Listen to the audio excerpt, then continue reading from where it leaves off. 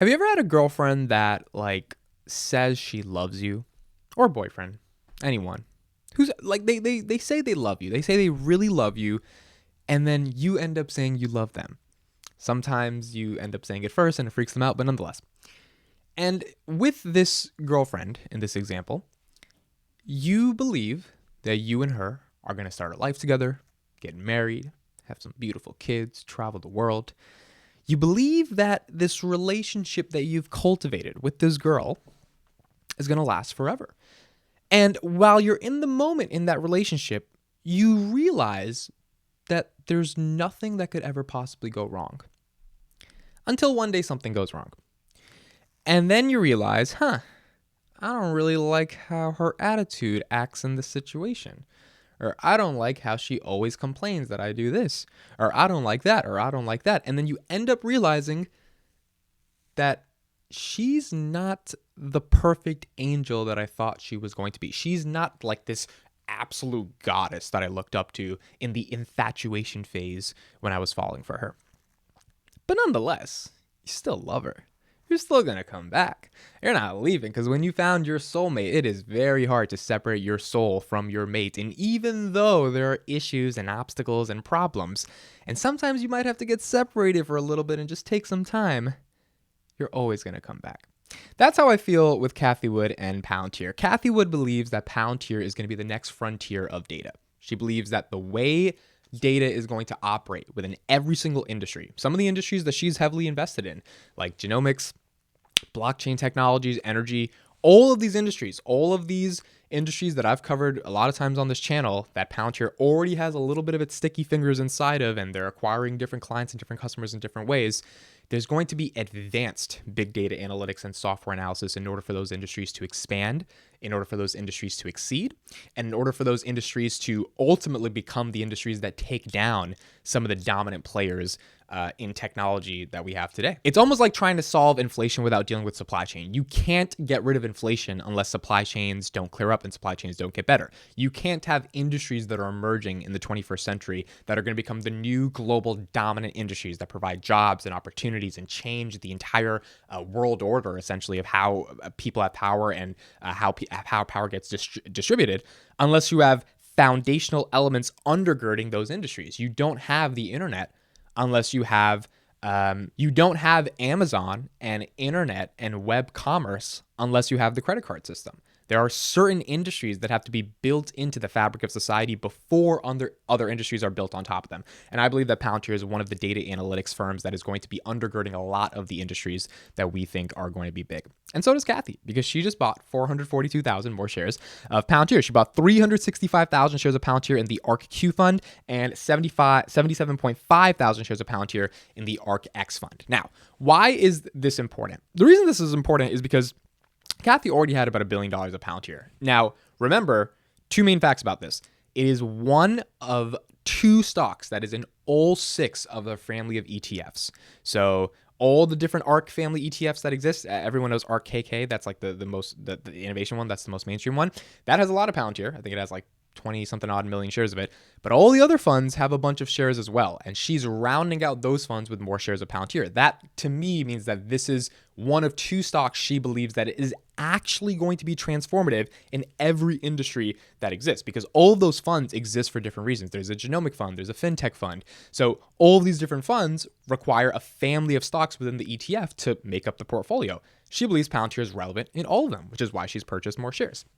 That's the first thing to understand. Number two, and this is what I said when Cathie sold her shares, and this is what a lot of people said, it's a reason why you shouldn't panic when someone who is very important sells their shares. A lot of this, I'm assuming, was just done for tax loss harvesting. Like, to be honest, like I think in November, December, or like late December, when a lot of the shares were sold, there were two reasons. One, she had to distribute funds back to her investors in the fund. That was explicitly stated when they sold off, I think, like 1 point something million shares of Palantir.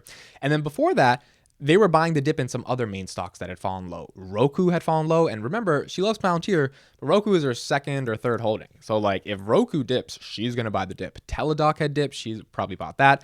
I think Roblox and Hood, those two positions she wanted to build out harder, and Palantir already has a pretty big position in her firm. So when you're an ETF, if the market's being bad to you, you got to take a loss on some stocks so that you can load up on other stocks in order for those other stocks to eventually go higher because you believe they have strong growth potential. And the money's got to come from somewhere, right? Like you don't get money out of thin air. So you have to sell some things, right? And in the case where you have $1 billion of Palantir, it makes sense to sell some of that stuff in order to transfer it to other things. Kind of like with my girlfriend, right? Or my previous girlfriend, right? Like like if you know you love each other, it makes sense sometimes to not respond to your text for a couple of hours. Like it makes sense to get a little angry at you because you know one little fight is not going to ruin the relationship. When you're committed to someone and when you believe there is a relationship long-term with someone, and when you believe there is a future long-term with someone, you can have little bumps in the road and nothing is going to ultimately ruin the capacity for that relationship to succeed because there is a trust and an art in the center of that relationship between you and that other person that constitutes that soulmate type of relationship. And this is what Cathie had with Tesla over the past 4 or 5 years, as she's been very, very bullish about Tesla. I don't think she's been publicly talking about Palantir as much because I don't think it's time for her to talk about Palantir publicly. Like you would see when she goes on CNBC and says Tesla to 4,000, she starts a lot of drama when you say something like that. You get the media buzzing.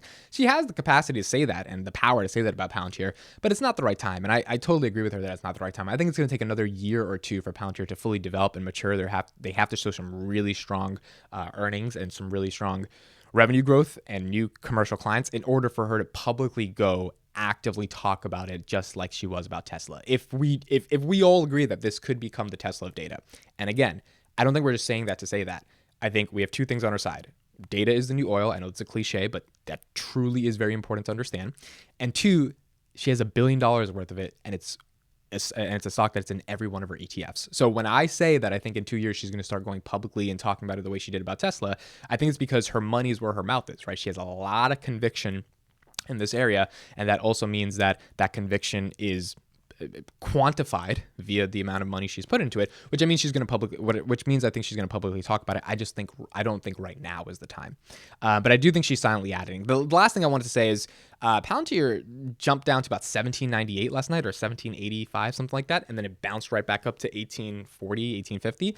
I think 17 is becoming stronger support, and if that's the case, then if inflation fears aren't as bad and we don't see the economy crash the way we're kind of thinking it's going to crash, but there's just fears of the economy crashing, there is a world in which 17 is the baseline. Now, I don't know that. This is not financial advice. This is my own analysis of looking at the charts. Every time I've wanted to get under below 17 and just load the boat, it just doesn't get there. And I think when it gets to that 17 range, which is what happened back in May, and then it bounced all the way to 25, like really in a couple of days, is because people really realize 17 is a steal, right? They're like, this is a ridiculous price, given what we know about the company, even 18, in my opinion, as well. However, I do think if the tide turns and we start to see an S&P crash, we're going to start to see Palantir crash as well, right? It's just a question of the nature of how that crash happens. If the S&P drops by 40%, Palantir growth stocks might drop by 60, 70%. But if there's a fear that the recession is going to happen and there doesn't actually happen, a lot of that money is going to rotate from value stocks into tech stocks,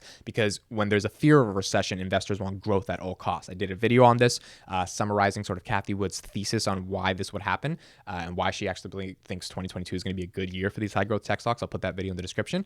But that is something we could see happen, and I'm starting to see 17 as like this real main support area for the stock before it actually seems to take off. But we're ultimately going to see what happens over the next 3, 4, 5 months as the 2022 investment cycle begins. And a lot of this is going to depend on supply chains and inflation. A lot of this is going to depend on supply chains and inflation. So the more we see that happen, the more we will see what happens with Palantir stock and other high growth tech stocks. But yeah, Cathie's buying. She's buying a lot more. I think a lot of that was tax loss harvesting and taking some losses to get on other stocks back at the end of 2021. And she has started off 2022 with a bang. Thank you all for watching. Appreciate it a lot. We also just hit 2,000 subscribers on the channel. Means a lot to me. Means really more than I can imagine. I'm just going to keep grinding and keep working. Thank you guys for watching. I'll catch you in the next one.